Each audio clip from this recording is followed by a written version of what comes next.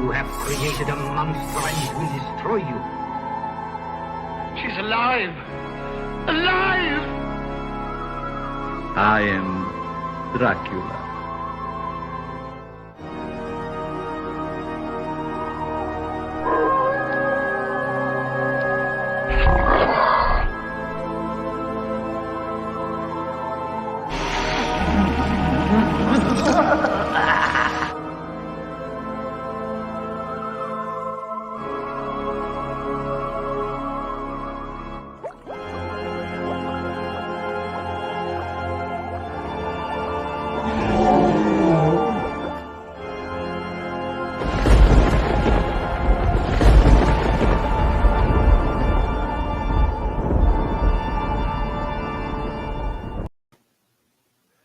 Welcome, Monster Kids. We're here at another episode of Monster Manor, our second one in as many days. As you know, we are promoting a little show in Orlando called Phantasm Orlando. It's at phantasmofficial.com this year. But as a result, we get to speak to a lot of the guests that are going to be there. And tonight's guest, I am extremely excited about. It's actor and performer Eugene Clark. Many of you would know him from his performance as Big Daddy on George A. Romero's Land of the Dead. So we're thrilled to have him here, but we're going to find out a lot more about him too. So help me welcome our good friend, Mr. Eugene Clark. Hey, how you doing, Scott? Doing very well, sir. And thank you for taking time out of your schedule to chat with us a little bit. I'm very excited because I've done my homework on you and you are very multifaceted. There is a lot about you, sir. Yeah, I do a few things. I like to eat, it's important. Yes. Well, starting out this show, we are a little bit different than most of the shows because we're not going to talk to you about or Land of the Dead or anything like that for the whole show. What we want to do is want to find out about the man behind that performance, because like I said, in the research, you're just so multifaceted and you've got your hands in so much. But I'd like to go back to your childhood, because one thing that I read about you was that you got your start singing in your grandfather's church. Tell us what young Eugene Clark was like. Yes, I had to go to church. It felt like almost every night. My grandfather would actually, you had to learn the scripture for the Sunday service. And I think he would win either 25 cents or 50 cents, whoever could memorize the scripture. Mm-hmm. And I won a lot because back in the day, for 50 cents, you could buy ice cream cup for a nickel. You could buy a lot of food, like snacks for kids, and I would do that. Got to a point where my grandfather I couldn't compete anymore because I won too many times. I had to just not compete. But I grew up in Florida, in Tampa, Florida, up until age 9.5. Oh, wow. My mom married my stepfather. He was in the Air Force. And from there, we went to Japan. When I was in school in Florida, I was going to be the Prince and Cinderella. And I was learning how to waltz with the gym teacher. And the guys in the neighborhood would give me a hard time. And back then, if you didn't play sports, they called your names. There was a lot of bullying going on, and you either had to play sports or fight or run. And I remember one day I was running, and my mom and dad worked, so they weren't home for you to come running and crying and all that kind of stuff. So I remember my mom she was a big lady. She was about 5'11", anywhere between 170 to 230 depending. And I come running, and she's on the back porch with her hands on her hips, and about 3 or 4 guys were chasing me. And this was maybe 2nd or 3rd grade. And I stopped and turned around, and it's like my mom or them, because all she was going to do was beat me and send me back out there. I won that fight. I think I threw a couple guys over the fence, and because it was like, oh heck no, not my mama. So I started playing football then. I'm like, you know what? If I go ahead and play the sports, they'll leave me alone. So I went to Japan, and in Japan, I was in the Mikado.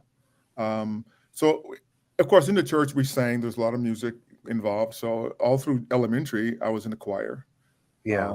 I have a vivid memory of my grandfather coming to one of my performances in elementary school, and I was playing the xylophone or something like that. Um, as a kid, I had to work. My grandfather was a preacher and a landscaper.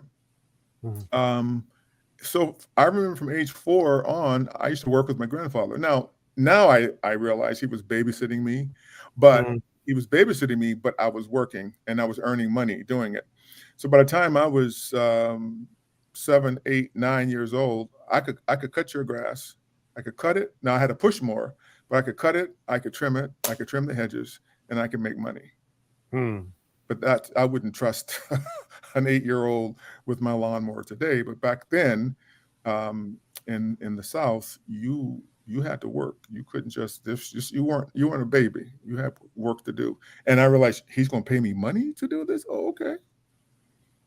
Yeah, that's always a plus when you get paid for your work, Yes, especially as a kid. yes, yes, So you mentioned, the kind of the bullying and that moment that brought you into football. Now, I read also that you played for UCLA. Of yes. course, that was years later, but you were, I guess, going there for acting lessons as well and No, playing in the. actually, no, actually. Um,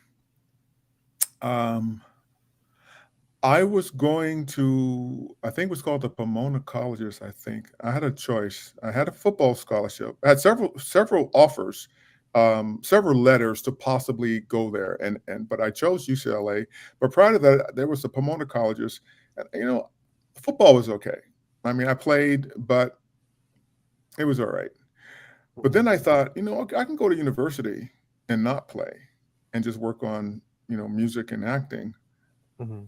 and I know I can play, but maybe I should go and play so I can prove I can play. Yeah. Coach Dick Vermeil recruited me.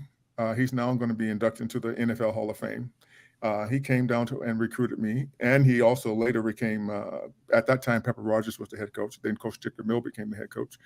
And I was told by someone, I don't remember who, that if I went to UCLA, I could continue with my music and goals toward becoming an actor. Although my mom did not like acting at all. She wanted me to become a lawyer or a doctor or something like that, get a real job.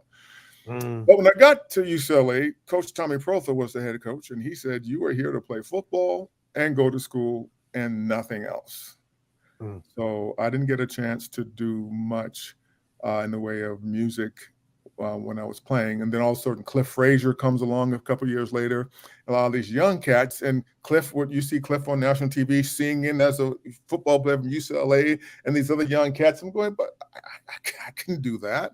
Um, yeah, in fact, if you go to YouTube and you click in UCLA versus USC 1973 football game, there's a game on YouTube. You'll see Mark Harmon, who was my quarterback at the time. He's from NCIS. Right. He was my quarterback, and you'll see me with hair and mutton chops. You can see the full game. There was 105,000 people at the Coliseum back in Wow. the day. Yeah. So I played basically. I would rehearse all through high school. I was in the choir and the madrigals, Mhm. and I remember I'd be in a locker room just rehearsing. And Christus fatus et pro no. Man, shut up! Will you shut up, man? Stop! They were just, yeah. It They was didn't understand they were in the presence of greatness because I well, did not greatness, listen. but when I grew up, you just if you had the gifts, you did it. Yeah, yeah. Everyone I knew, you run for student body president. I was the student mayor of my city. I was a um, Boys Legion. What's it called? American Legion's Boys Nation. No, no, no. I was a governor in California for the American Legion, so they would take you up to Sacramento. You stay there, guys from all the top two seniors they would pick from each high school.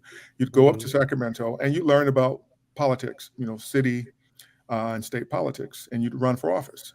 And a guy named, I think his name was Stuart Agnew. He was a lieutenant governor, and I was the governor. Um, and I was a student mayor of my city. Mhm. In fact, I was at one point I was on Governor Reagan's advisory council on children and youth. So that was the path I was going at one point. But things happened, and I thought, let me see if I'm going to play this ball. Because when they took me to UCLA, they flew us in a helicopter, Mhm. and they had these young ladies meet us to show us around campus. And they took me to this place called La Barbara's Pizza on Wilshire Boulevard. Oh, that was the best pizza I've ever eaten in my life. So they wined and dined us a little bit, and I thought, I'm going to UCLA. The campus was amazing, Mhm. and I'm glad I went. Although I kind of have tunnel vision. When I'm working on a project, that's all I really see. Mhm. And being an Army brat, if you are an authority and you tell me you're here to play football and go to school, okay, so that's what I did. Mhm. I didn't realize once I was watching some program on Netflix. It was about high school players who didn't get their grades, so they had to go to a junior college to try to make it to better schools. Mhm. That's when I realized that UCLA was a Division I school, Mhm. and that's when I realized, oh my goodness, I was what? I I played with them? Are you serious? So I was like, but my friends knew. In fact, my brother's friend Baker was just reminding me how I gave him and my brother tickets to the UCLA game a lot, and they would come up. And I said, I didn't remember. I said I did. Now my brother, Richard Clark, 6'5", he was the athlete of the family. He could Yeah. play baseball, football, basketball, whatever he could, wherever he set his mind to, he could play. In fact, his team, Riverside City College, went up to UCLA, and at that time it was Henry Wicks, Curtis Rowe, Coach John Wooden, that whole team. Mhm. His real name was Wilkes, but he changed it to a different name. Anyway, that was the team, and they were amazing, and they won the NCAA.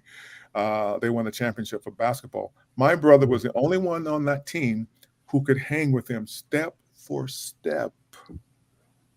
He was an amazing athlete, and in fact, maybe I shouldn't say this, but I'm going to. His coach at the time, my brother had received a drawer full of letters of intent, colleges Yeah. and universities that wanted to sign him. Yeah. But his coach didn't give him those letters until a year later Oh because he wanted no. him to go back to Riverside City College and play so they would win again so that he could get a job. And he got a big job. I'm not going to say his name, but now my parents, they were workers. They didn't know anything about the sports. If they knew, Mhm. they would have known, whoa. I mean, so he did play, but he's the one. I was just once I left, it's like I'm not going back home. I'm going to make this Yeah. team no matter what. And even from there to when I got drafted by the Steelers, um, I got drafted by the Steelers, and we had to go to camp. And I had this huge heartbreak.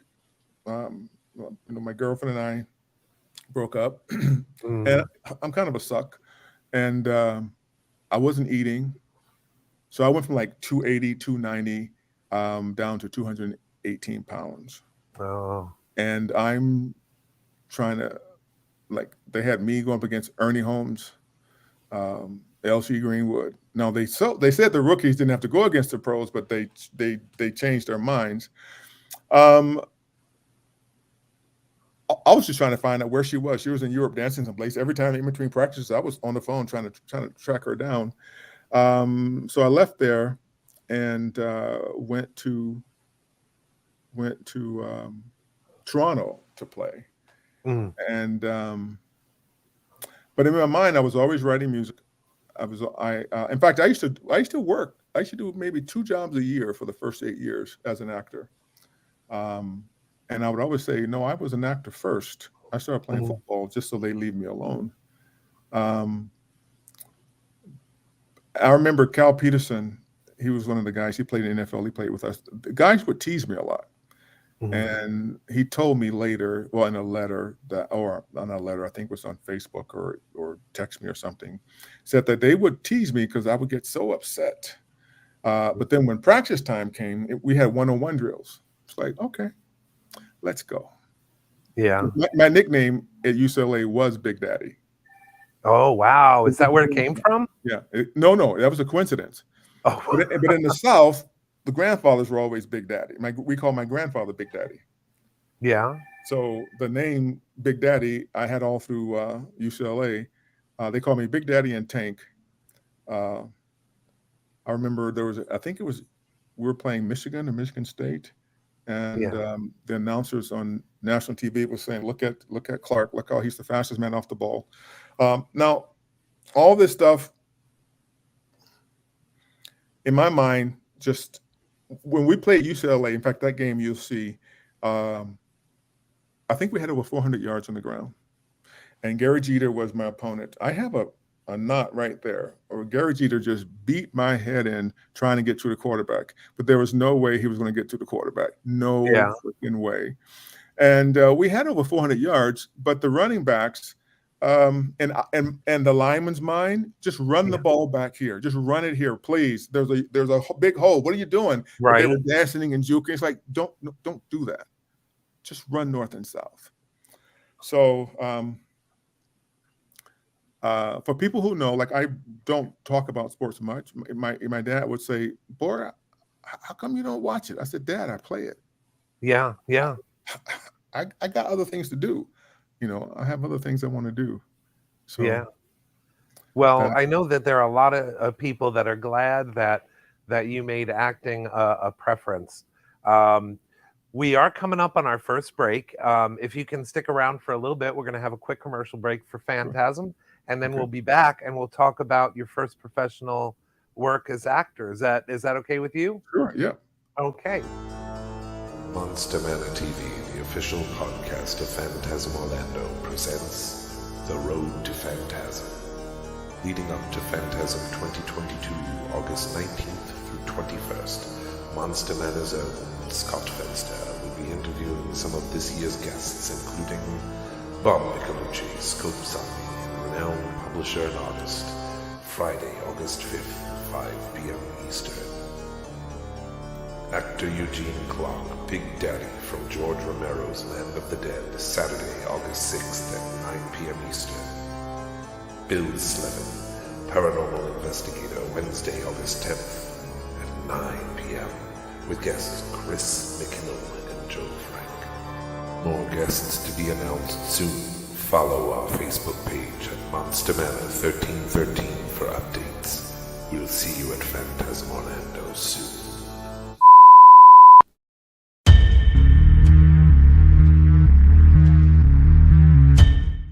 Hi there, fans! This is Beatrice Buckley, better known as Amanda Kruger, mother to Freddy Krueger, baby Freddy Krueger from Nightmare on Elm Street 5. And I am so excited to tell you guys I'm going to be at Phantasm Orlando this summer from August 19th to 21st in Orlando. And I want to meet all of you guys, see the incredible talents of Doomsday Crypt and all their special surprises they have in store for you. There's going to be all kinds of wonderful stars, so check out the website, Phantasm Orlando. Mark your calendars, buy your tickets, and I can't wait to see you this summer. You're going to be surprised. Bye. Well, if you're just joining us now, we're here talking with actually someone that's going to be at Phantasm in just a few days, Mr. Eugene Clark. So welcome back to the show, Mr. Clark. Well, thank you. So you're gonna show my you have mine? We do. You have mine shout out? Yeah. Absolutely. You want to see that now? No, just before the evening's over, yeah. I loved that one too because you had such production quality. It was like we were watching a mini movie. It was really awesome. Well, we have to give a shout out to the person who shot it. Yeah. Definitely. Because we'll play that again so people can see that if they haven't seen it yet. And we get commentary from the man that made it. So that's awesome. This is like the special DVD side of things. Yes. In the last segment, we talked about your upbringing and your experience with sports. We know eventually you did do actually a pretty big show. I'm not sure when it was in your career, but we saw Kung Fu in the background there. And that was a big show back in the Well, 70s and 80s. I had a very, very, very small part in Kung Fu. I have, and quite frankly, I still don't remember it. Yeah, I think maybe I did a voiceover or something, but I have about 139, 140 productions I've been in. yeah, One yeah. of the biggest is Night Heat. That ran for, I was in 92 of 94 episodes. Oh, wow. Yeah. I actually won the equivalent of a U.S. Emmy. I won a Gemini Award for that, best supporting actor in a dramatic series. That was a lot of fun with Scott Hylands, Jeff Mhm. Wincott, um, Stephen Mendel, and a bunch of others. And Tech War with William Shatner. Yeah, Yeah, I there's was going been, to ask you about that one. yeah, I've been about, yeah, there we go. With the people Greg have a little, Evigan Greg of My Evigan. Two Dads and BJ Yes, and the Bear, I believe. great guy, great guy. He's also a musician, has a recording studio in his house. He's a great guy. Great Oh, guy to work wow. with. Did And you, I assume, even Bill Shatner, when he was there, I was the second lead in that series, Tech War, right? for those the first 4 made for TV movies and the first season. And Bill did his star turns, but he wanted us to shine, which I loved. I love that. He wanted us to shine as well. Yeah, that's an interesting perspective because we know him as fans, and of course we know him, from Star Trek. But very few people get to know him the way you did. Mhm. That's awesome that he was so nurturing with that.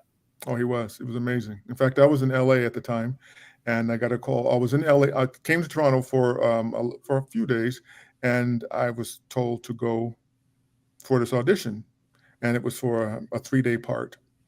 So I went in, auditioned, and I was ready to go back to LA.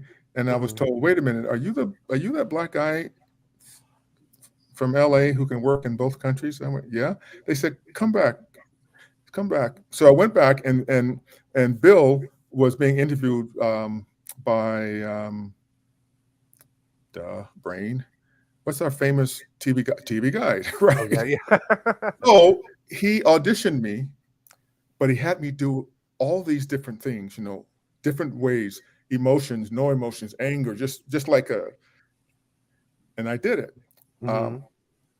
and I came out, but I love Star Trek. In junior high school, I would run home to watch Star Trek, but I Yeah. knew I had to be cool. So Right. when I got out the room, I was like, "That's Captain Kirk. That's Captain Kirk." In fact, I used to call him, Mr. Shatner. He would, "Don't call me Bill." It was a hard time for me just to call him Bill. You know. Mhm. Yeah. He doesn't know what he meant to fans, especially fans that watched him in Star Trek, because there are the two groups. There's the Star Trek fans and then the T.J. Hooker fans, and they're Right. often very different. Yes. Yes. Yes. But that's fantastic, and that wasn't your only toe dip into sci-fi, because you were also in Twilight Zone, wasn't it? Yes, I did Twilight Zone. That was a lot of fun. Yeah. Um, I've done about 5 or 6 sci-fis. Oh, Um, that's right. Millennium. Stephen. I got to pull up my resume. I don't remember. Stephen King. I did one there. Let's see what else. Here you go. Go to www.imdb.com.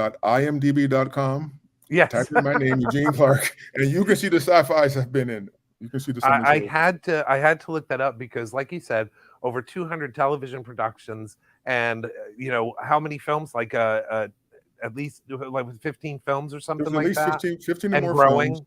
growing. Yes, and Yeah, so that's a lot to remember. yeah, I don't. I just when people come up to my table, I just say, "Here, you got a phone? Here, Google it up, look it up." Now, Trailer Park Boys, the movie, that's not sci-fi, but people Yeah. remember that one. Um, but it's amazing. Every now and then, someone would, well, the listener quite sci-fi? Not quite sci-fi, but the guy could read your brains. Right. Right. I played African bad guy in that one, and there's another one I did. So yeah, I've done a few, and kid shows, a fair number of kid shows. I go from bad guy to good guy. Yeah. I noticed you played a lot of police officers, police Yes, chiefs, stuff like that. yes.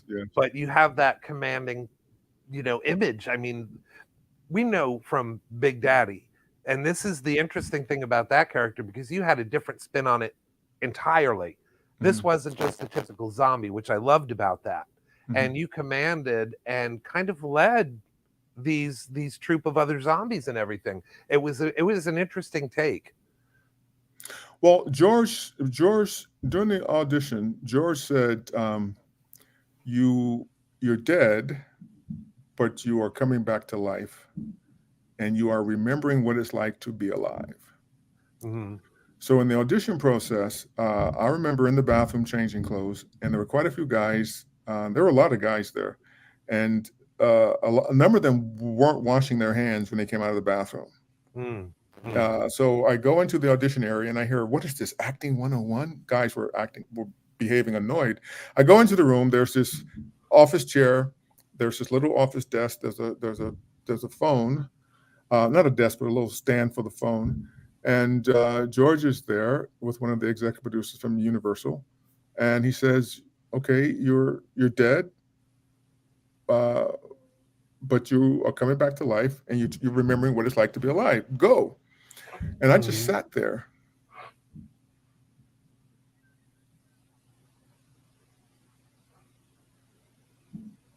And I just looked at him for a long time.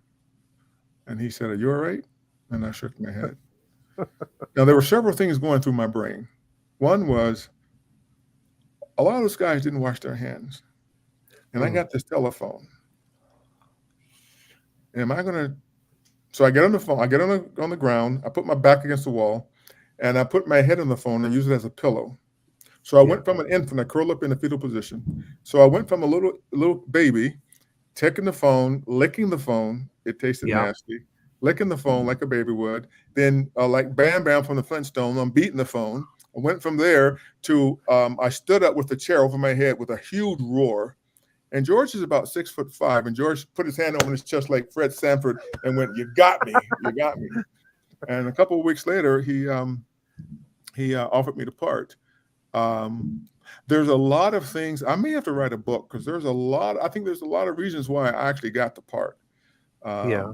Yeah, I think there's some reason that I don't think I would have got the part if my ex-wife hadn't decided she wanted a divorce at that time.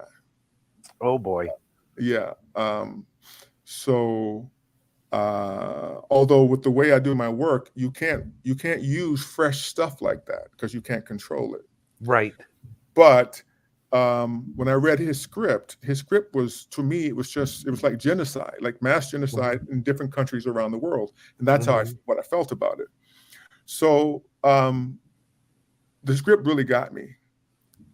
So a lot of pain that people go through, that's sort of the Mhm. work I had to use.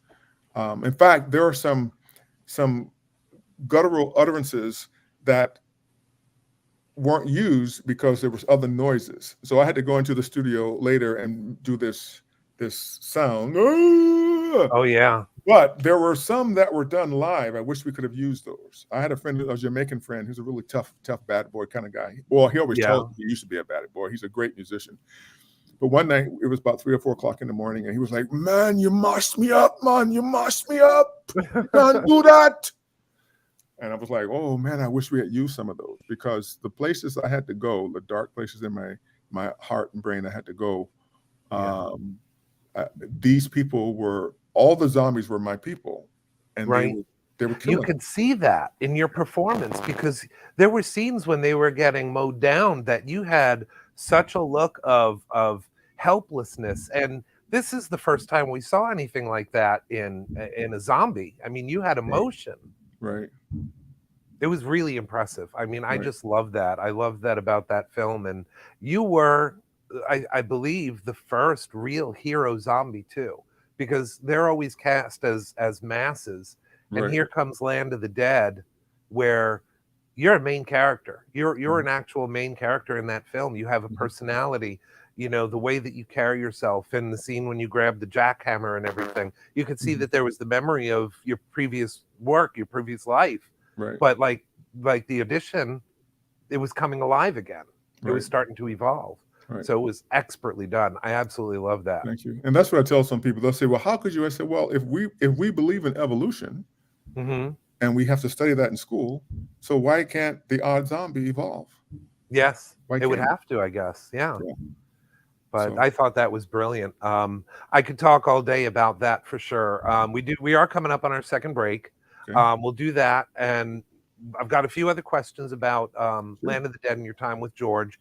And then, of course, your other aspects of your career, which I'm just as amazed with. So if you hang on a little bit longer, we'll have one more quick break, and we'll be back with more with Eugene Clark. Sounds good.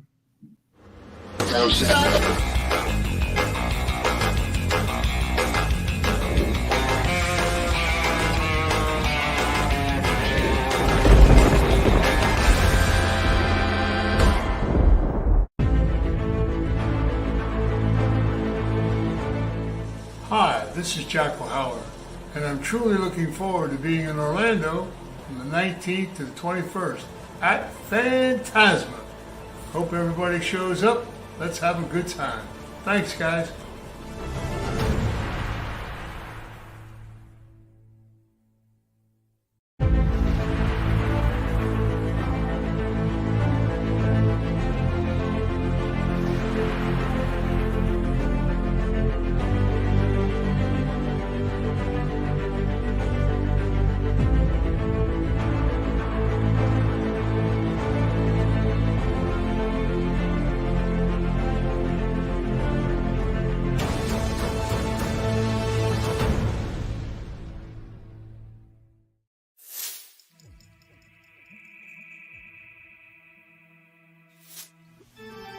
In 1931, Paramount Pictures released its version of Robert Louis Stevenson's classic tale, Dr. Jekyll and Mr. Hyde.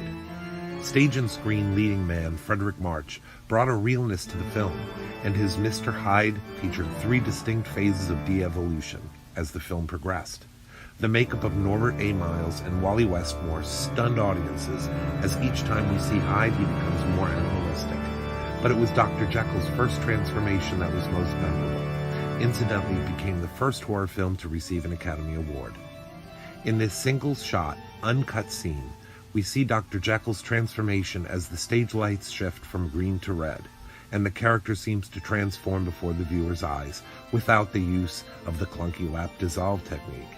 This old stage illusion became one of cinema's most innovative effects in the 30s. Thanks for watching, and please give us a follow if you enjoyed this video.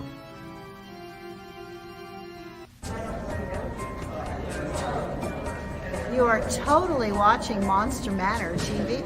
Keep watching.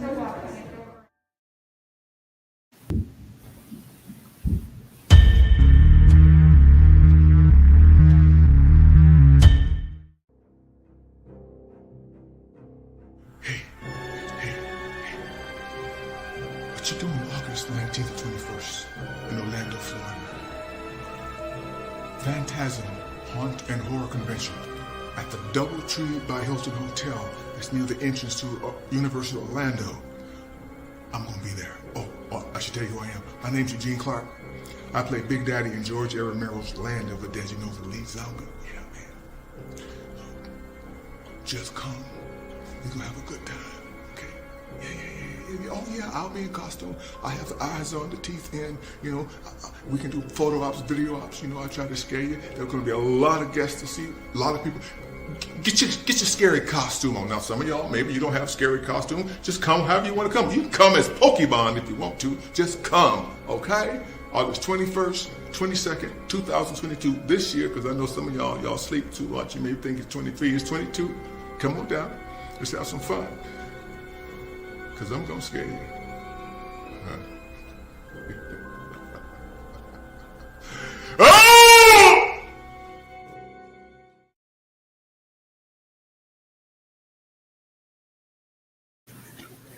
Yes, that was awesome. Big shout out to DC Visual Media. Yes, they did an amazing job with that. It was fun. And Whoever wrote the Pokemon thing, you're gonna have people showing up in Pokemon costumes just to give you a rib. Hey, I loved Pokemon. I used to play the game I used to play the card game. Oh, my son is gonna love you more. That is Oh yeah. awesome. Oh yeah.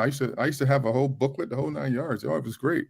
In fact, they say if you learn how to play Pokemon with the kids, that was equal to some learning the chemistry, something. It's supposed to make your brain really, really good, really big, really smart. I believe it, because you need to memorize so many different characters and moves and this card and that card. It's crazy. I wish I had more time to understand, but he comes up with these names and says, "Oh, I'm looking for this one. I don't know the names. I'm sorry, son. I want to. Let's talk about the Charizard, Dad, but that's $100. That's It was $100 back then. I don't know how much it Yep. costs now. Yep. That is probably his favorite now. He loves that one. And Squirtle he talks about, and all these other ones. There are just so many, and they're cool characters with cool powers and everything. Yeah. But usually it's because we work from home, so I'm sitting at the table doing something or out in the shop, and he comes out to tell me, and oh boy, it goes over my head. But we were talking in the last segment, we were just wrapping up with your discussion about landing the role as Big Daddy in Land of the Dead. I did want to talk to you about your relationship with George Romero, because we had Bob Michelucci was on last night's show, and he was in Dawn of the Dead, and he had some wonderful stories about Uncle George, and he said the same thing about the men coming out of the bathroom not washing their hands. So he definitely, the audition process for him was the same for Dawn of the Dead. So I guess that's a commonality with Uncle George. But when you first met him, I assume you were aware and knew about the whole zombie craze with Night of the Living and No. So that was like cold. You went in there. Yeah, I was told to watch the movie Bub was in. Mm-hmm. So I watched it, and but no, I didn't. It was probably better that I wasn't really aware. Yeah. I just know I loved the script, and particularly with what I was going through at that time, the script meant a lot to me. Sometimes when I do panel, this is not what I'm about to say isn't true, but what I say when I do panel is I like to think that my ex-wife knew she was going to divorce me, but she wanted to get paid. And somehow she heard about this movie coming up, Land of the Dead. So she knew if she dropped that divorce papers on me, then I'd have the gravitas to play this part. Yes. That's not true, but I say that sometimes because I used to do stand-up comedy at Yuck Yucks, colleges and universities, and so I'm writing a another one-man show calling This Bleep Ain't Funny, and that's part of what I talk about is how I really got the part. Yeah. But that has to be in a book or on stage. We can't talk about that right now. Right. I gotcha. So you've done that, and I know that with doing a role like that, with that kind of fan exposure, because though you haven't seen it, people have based their lives and careers on his zombies, Night of the Living Dead, Day of the Dead, Dawn of the Dead, all the films in that series. Right. Talk to us a little bit about your fan experiences, because you mentioned the shows and the panels that you do. Were there any of these fan experiences that just stand out in your mind, like, oh my God, or like your initiation into this zombie There club? was now I did watch his other movies after I did his movie. I said, I need to go back and watch them. Right. There was this one lady a couple of years ago. She was so afraid of me. She said that she would come to conventions for 2 or 3 years and see me, would be too afraid to come up and talk to me. And she finally came up and she was trembling and crying.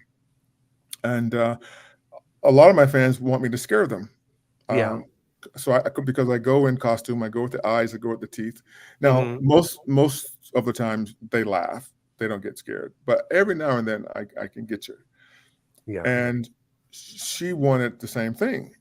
And I was like, are you sure? And I did it. And she came unglued. I had to just hold and go, it's okay. This is just make believe. Oh my goodness. I love it when there's the odd fan that comes and they really understand what I was going for, and it's almost like a university course. I've had a couple students who were majoring in theater, and they would tell me what I was going through each time, and they say, Yeah. "So you were doing this and this and that, and that was your thought process, huh?" And I said, "You got it. Yes, Wow. Yeah. that's it." I love the fans. I mean, without them, there's none of this. And what I love about the horror fans is you can go to a convention. You don't have to have a date. You can just go by yourself, and you'll meet a lot of people, a lot of like-minded individuals, and you can have a great time. And I don't do a lot of stand-up now, but when I'm at the shows, I do it within my panel, talking with people at the table. In fact, I have to start taping myself because some of my funniest bits end up out in the stratosphere because I just say them and I don't record them. So I do have some bits on. I will stop and go, well, let me record that because that's good. But I think the best experience I've had is just that people really, they enjoy coming to meet you, and I try to give them time. It's funny how people come and they'll say, they're a little freaked out when they ask me, so what does it cost to have a photo with you or a signature? And I'll tell them, and they go, and then so I'll say, okay, well, pay me what you want. And they look at me like, what? You know your budget, pay me what you want. And that always throws people for a loop.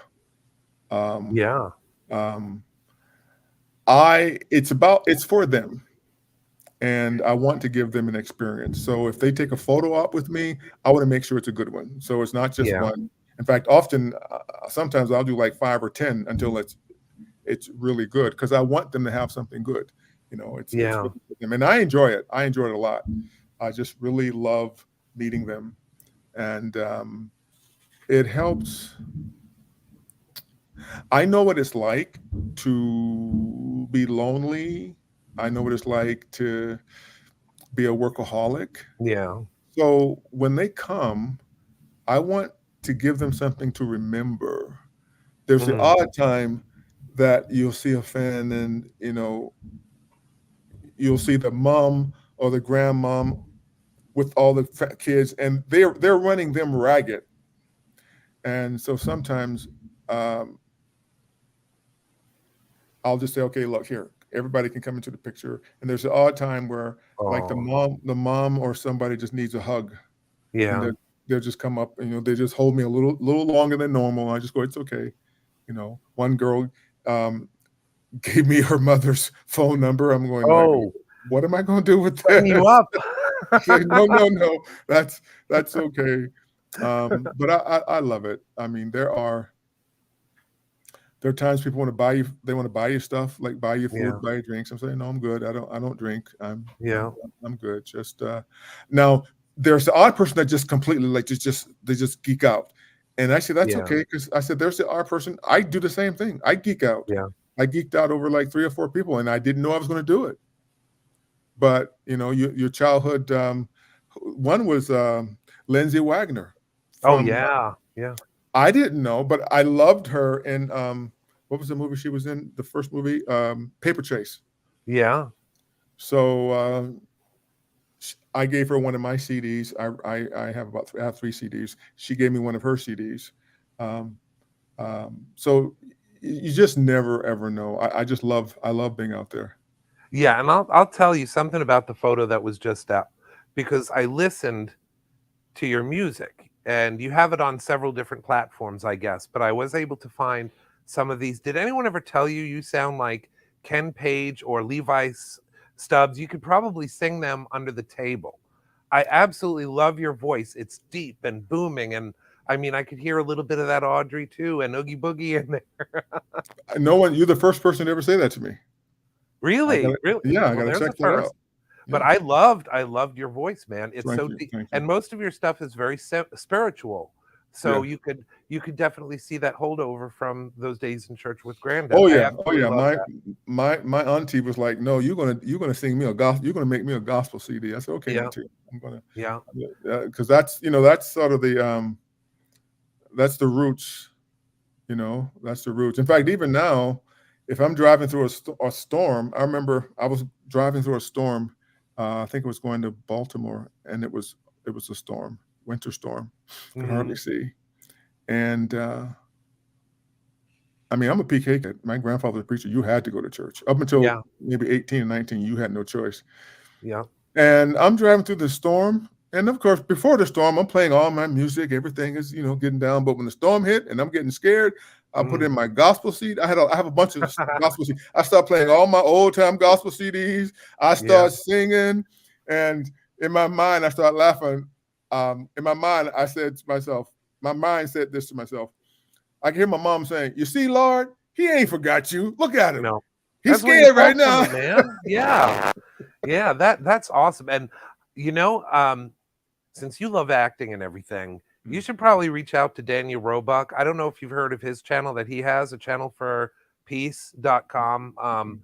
He does all sorts of spiritual movies. He is Grandpa Munster, but Okay. he does all these incredible spiritual movies. He did one that we had him on the show, and it was about a little girl who had cancer and was getting through, to the end by what is death?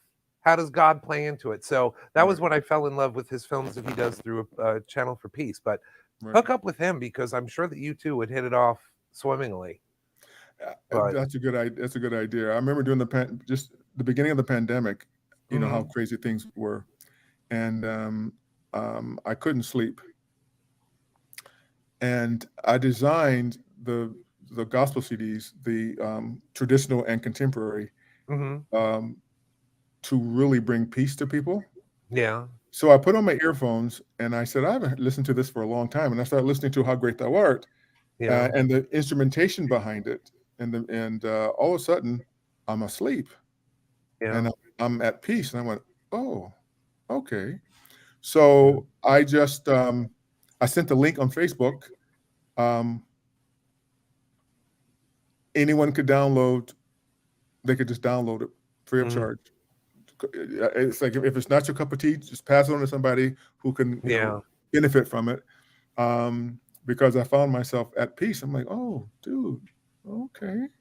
Yeah. And I came my mom saying, boy, you should be singing more. I'm going, yes, Mom. Okay, Mom, I will. Yeah. Well, you have a beautiful voice, and I hope she gets her wish and you do some more, because it is beautiful, my friend. And Thank you. And we're all about diversity of craft here. It's a Monster Manor show, but I love to see, like I said, the story behind the story. You are a very, very multifaceted human, and I grew to love you just through the research that I did for you. Well, thank you. I appreciate. Look at you with everything that you do. Like, I love your the promo with all of that. I mean, without guys like you, there wouldn't be a Big Daddy, or I owe everything I do to people like Greg Nicotero too. Greg Nicotero and Rick Baker and Dick Smith, all those guys. So they've been good about sharing their talents, and that's why I try to do the same thing. But awesome people. Well, we are coming so close to the end of this interview, but I would like to ask you before you leave, do you have time for like a random draw of questions? They're not bad questions. They're very respectful, but I do have some questions here that we just select randomly. Would you like to play that game? Yeah, sure. Okay. I promise they're respectful. If they're not, I won't answer. Okay. Okay. Okay, here's a good one. What is one guilty pleasure that you enjoy that few know about? That few know about. Watching a lot of the Voice Australia, Britain's Got Talent, X Factor, The Idol. Watching those, watching the passion and the drive that a lot of the young people and some of the older people who go on. In fact, today I was watching for about 2 hours. I was doing bookkeeping. They had emotional emotional auditions that like have some tissue, Oh and yeah. I'm right there with it because there are certain songs that really touch me. And today I was thinking, okay, you know, you're going to have to start singing again because Yeah. you know what people have said to you when you have gone in and you've sang certain songs. Yeah. And there are songs that touch you. There are certain songs for certain acting parts, I'll listen to that music now because it takes me to a place. So I listen to certain songs and I'm gone. I'm like, you know, you Yeah. suck. If people saw you now, I'm like, you know what? Yeah. The biggest mistake guys made when I was playing football is they thought I was a softie. Yeah. If they saw water in my eyes, and my brother, if you saw water in his eyes, that means don't mess with him. Oh yeah. It's the Yeah. wrong time to mess with him. But I find that that kind of cleans me out, if that Mhm. makes sense. Oh yeah. Yeah. It cleans me out, and I just hear these people, and I'm thinking, you know, you're gonna have to. They're helping you. Now Yeah. you have to get back out there vocally and help some people. Because one of the songs on my contemporary gospel was "I Wish Someone Would Call Me," Mhm.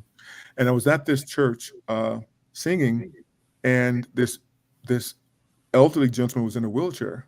Mhm. And when I finished singing the song, it's one that I wrote. He just grabbed my hand and said, "Thank you, thank you." Mhm. So There is power in the voice, man. yeah, so I thought, you know, you okay, dude, you gotta step out of your comfort zone and start singing again. Because I Yeah. used to sing even in my comedy show. I would always do like 20 or 30 seconds. Because my comedy show was about relationships. Yeah.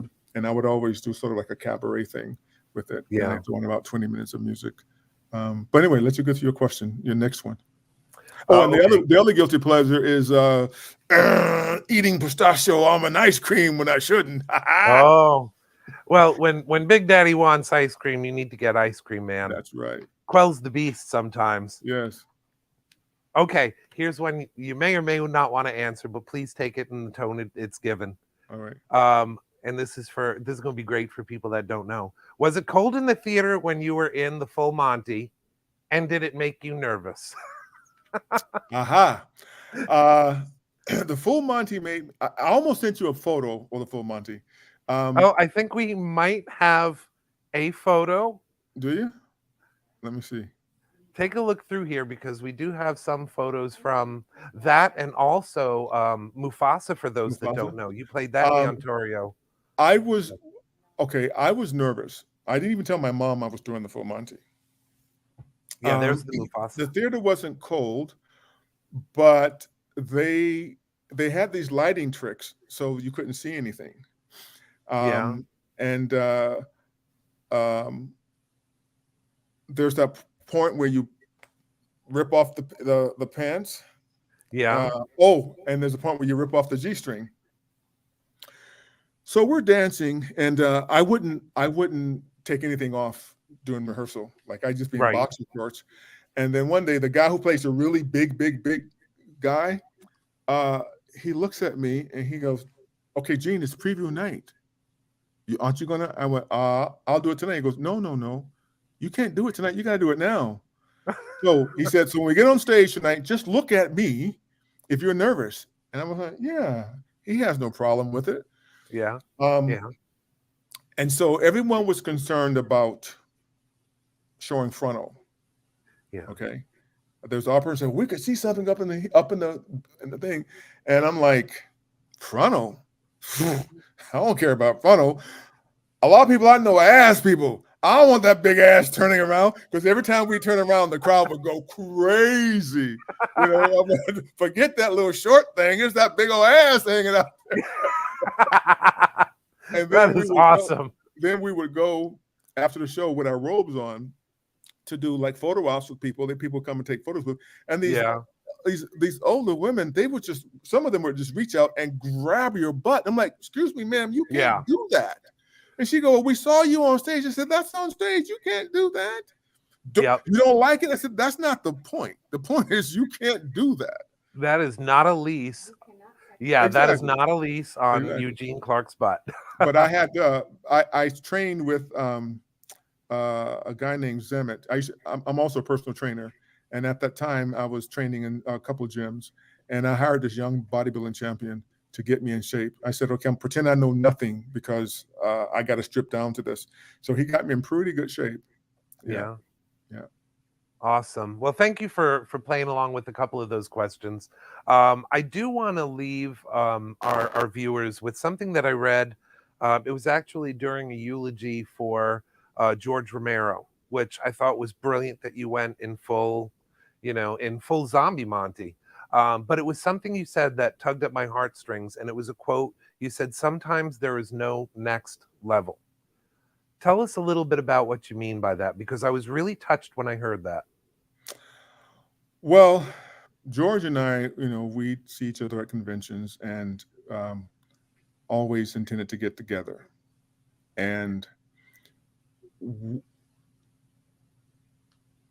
people you love and respect,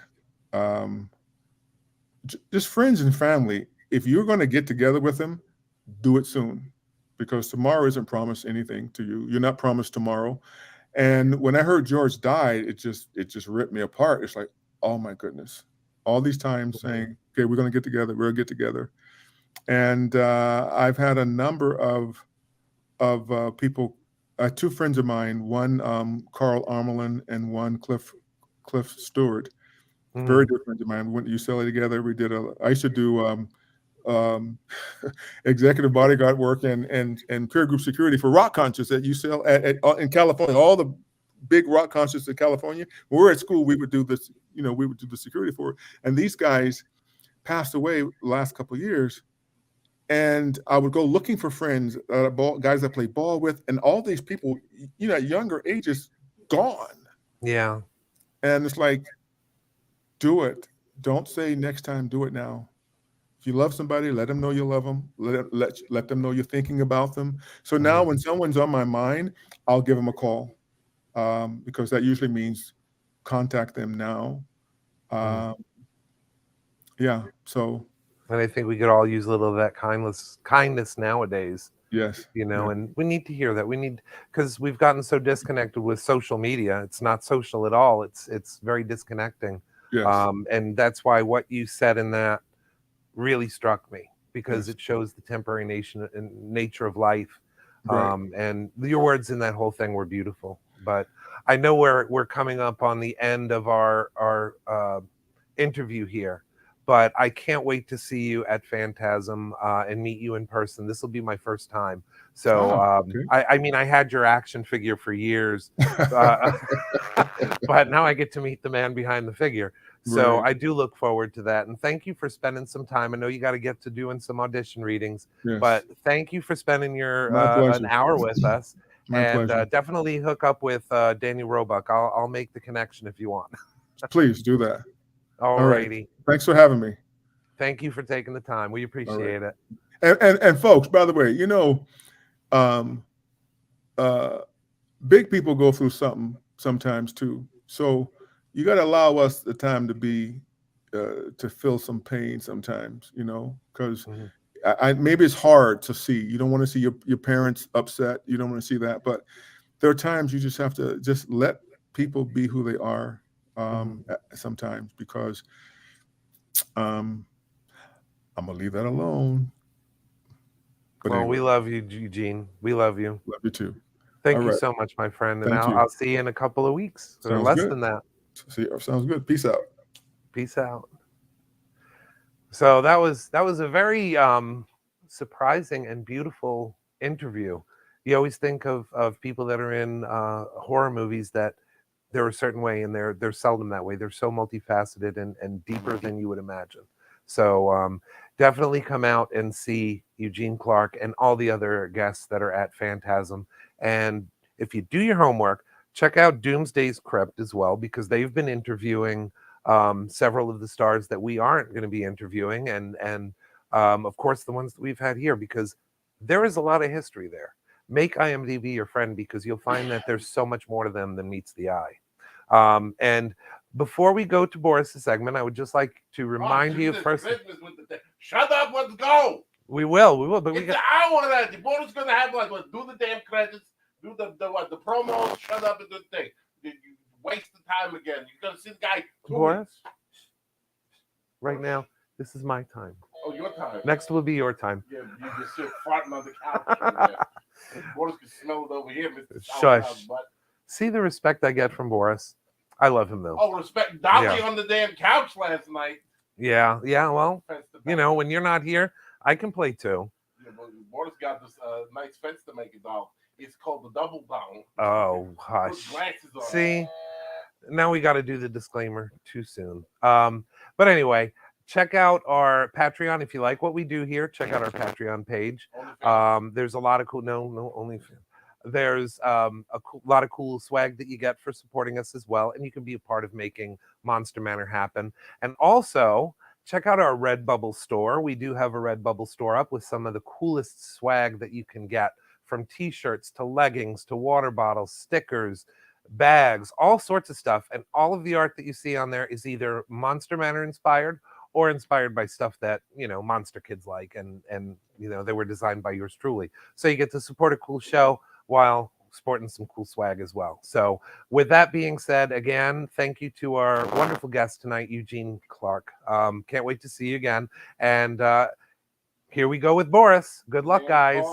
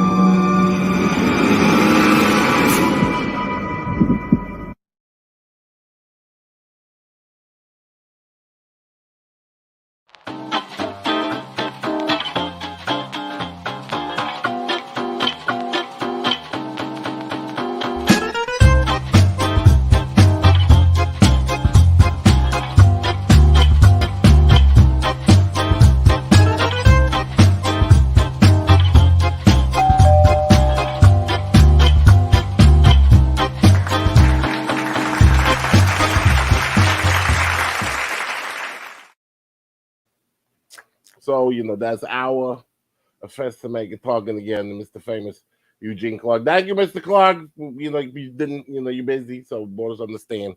Offense to make it with apology for the game and the dingle question. Because, disclaimer, you know what happened. This is midway through the second season. Whatever come out the mouth, Boris' fault. Cancel Boris, go on this Facebook page, say, hey, we didn't like it. Boris going tough. Don't blame Fence Bastards, Miss Fence Bastards, but little bastards, Fence Bastards. The dog with 3 legs, because it's got no problems. Or the next door neighbor. Good news. Dr. Peggy Pettin's was open. They found 2 of the 3 alligators roaming around. They figured the 3rd one going to be found soon. So if you use the barbed wire cover strollers, stay away from the water, and keep your kids close, you can go to Pettin's.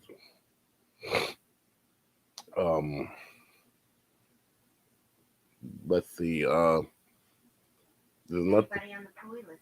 Yes, Festival's on the Pooey list for wasting no damn time. Me? Yes, you're on the Pooey. No, and the producer lane now on the Pooey list for aiding and abetting. Because you right there. Well, now look. If you can't see the best that hung up.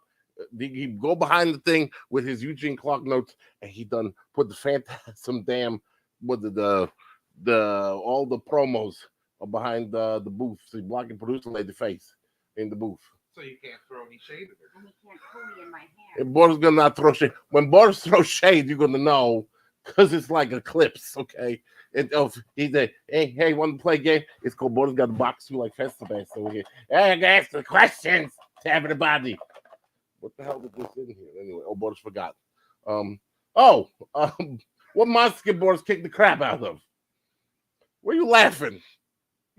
You had your time in the damn camera. Let Boris have his time. You laughing at Boris. Boris have to tune in with the master last night. No, wait. He did the damn, the what the hell is that? With the people roller skate up to you, that stupid Sonic. Master wanted the damn foot long hot dog, and he turned on look in the phone, and his little Boris doll, and didn't break nothing. Well, Boris gonna break 3 things now. Gonna take the doll to the gypsy lady and make a hooey booey with the cemetery dirt, and it's gonna come. Well, Boris broke something outside. We're gonna play what happened. So this is we're gonna play Festamega game of ask a dumb question. Or Boris, we don't know what the hell in here because it's took out the trash. This is trash panda really pissed off. Oh, by the way, Boris gave a protein bar to the trash pandas outside the Festamega house, and they're bench pressing a van right now. That explains my trash cans. So we're gonna reach in here, the magic box, and pull out the post-it note. And this maybe, if Boris remember correctly, is the monster he could probably kick the butt of. Maybe not. You never know. And you can't open it with the gloves. Well, that gets screwed anyway. No, we're gonna F it. We made it so he can't do it. No, nothing on the floor.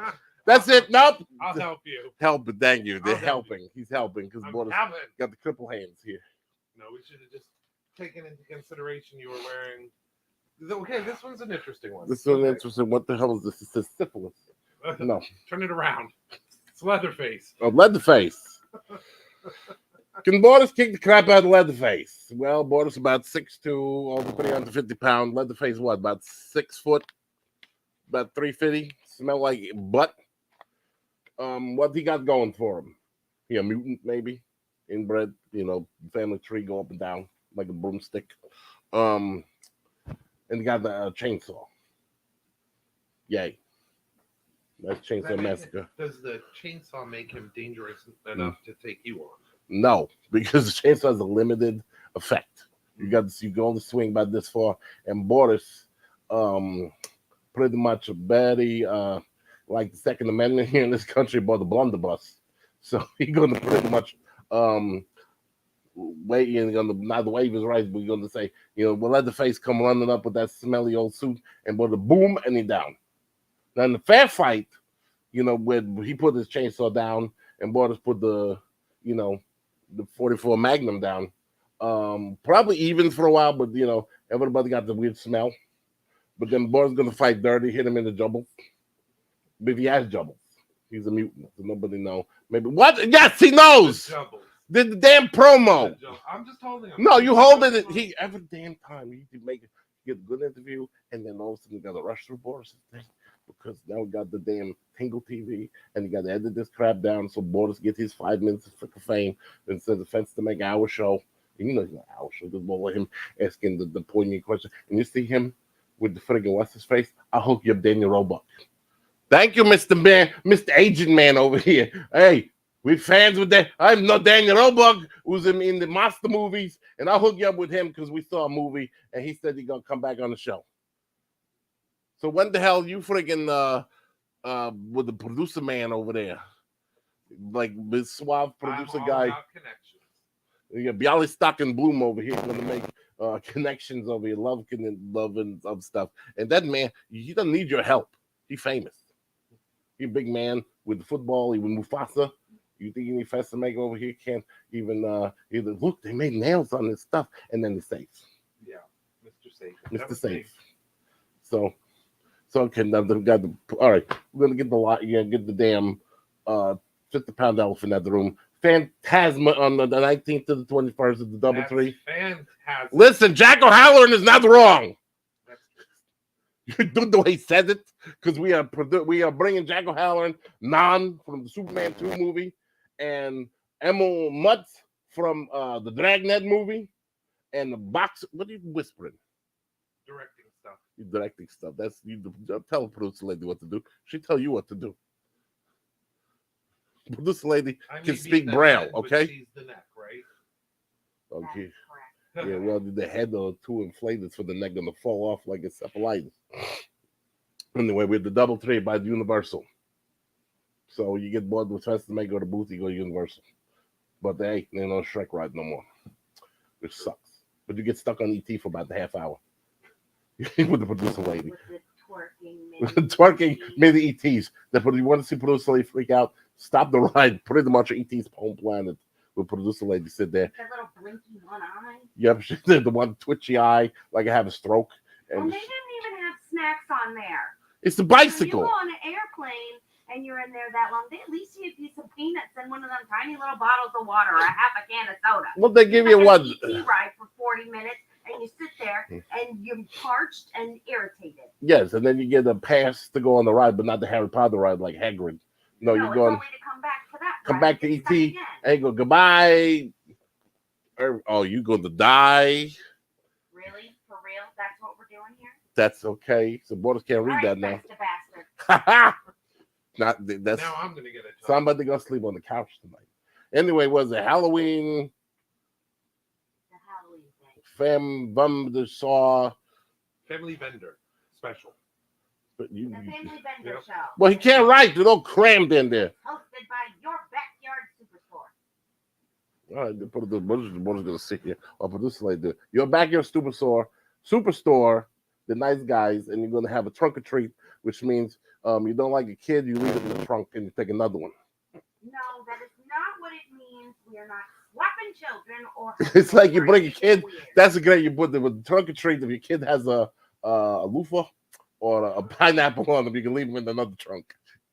No. You can leave them with car keys in it. If you live in the villages, it's a funny joke. Tell our guests what the benefit is. It's for the vets. Okay, this is real serious. It's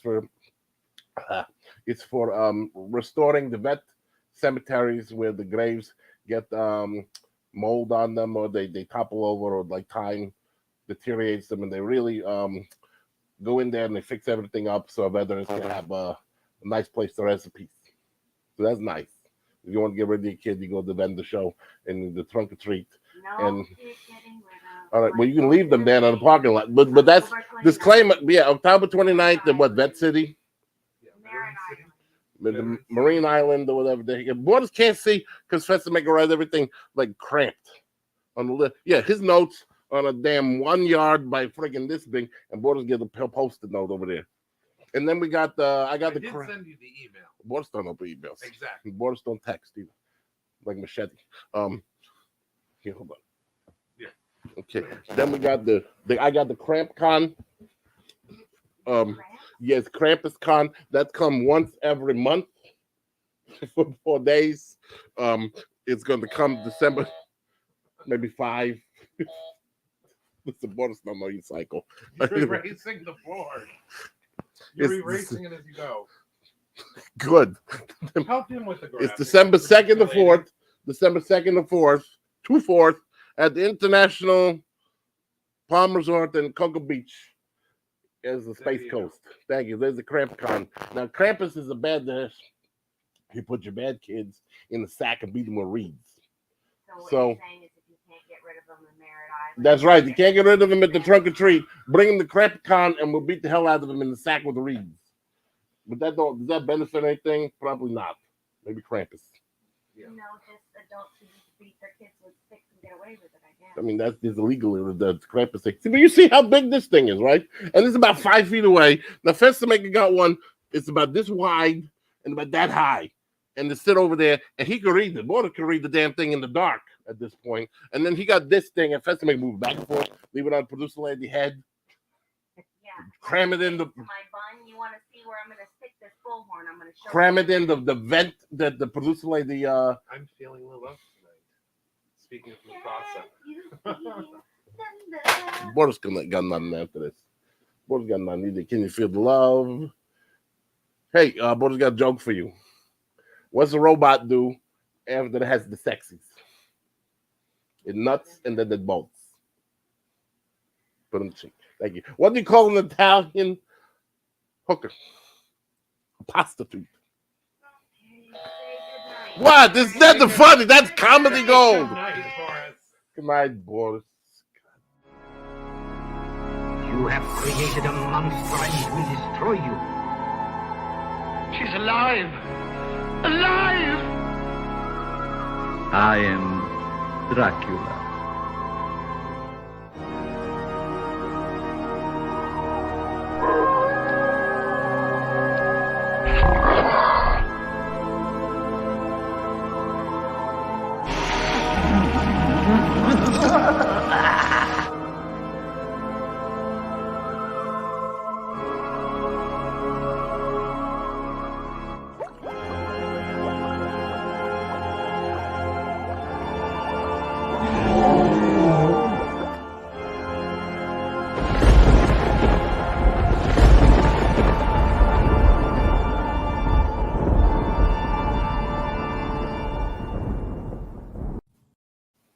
So the Boris got a fence to bend it off.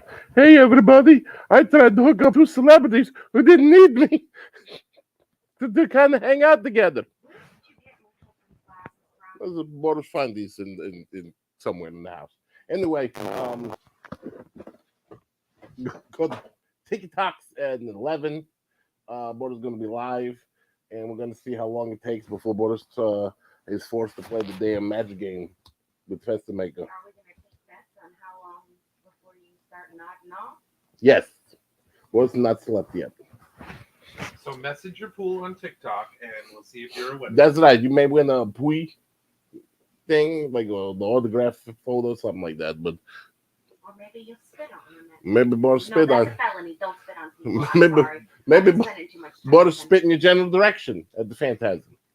You never did it. Boy, you move over. Boy, there you go. Boris spit at me. All I got the stupid shirt. Say goodbye, Boris. Hey, Monster Kids. Thanks for hanging out for another episode of Monster Manor. Do us a favor, though, and hit the bell to get reminders of when we add new content. Subscribe to our channel, and while you're waiting for new shows, check out our website at www.monstermanor1313.com. New content at least every other week, sometimes even more often. Like and follow our Facebook page as well for other content. And lastly, if you want to help us out, check out our Patreon under Monster Manor with Scott Fenster. Thanks for hanging out until the end.